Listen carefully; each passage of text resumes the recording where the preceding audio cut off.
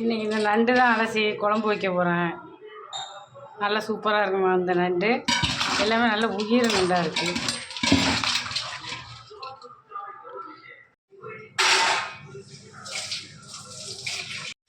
நண்டு குழம்பு நல்லாவே ரெடி ஆயிடுச்சு. சூப்பரான நண்டு குழம்பு, நல்ல உயிர் நண்டு. இது நல்ல டேஸ்ட்டாக இருக்கும் சாப்பிட்றதுக்கு. சாதம் இந்த பக்கம் ரெடி ஆகிட்டுருக்கு.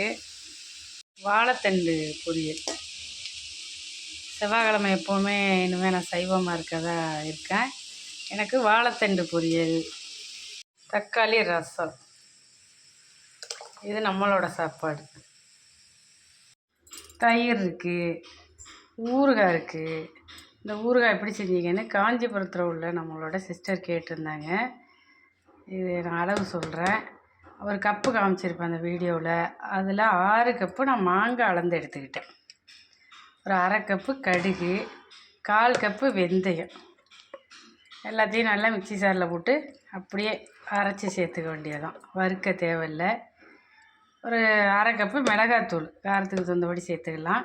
1/2 கப்பு நான் நல்லெண்ணெய் சேர்த்துருக்கேன். அதில் கொஞ்சம் பெருங்காயம் எல்லாமே சேர்த்து அப்பப்போ வெயிலில் எடுத்து காய வச்சுக்கலாம்.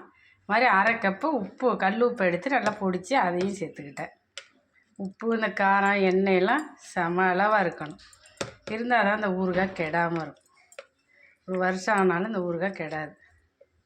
இவ்வளோதான் அளவு. நெக்ஸ்ட் வீடியோவில் பார்க்கலாம். பாய்.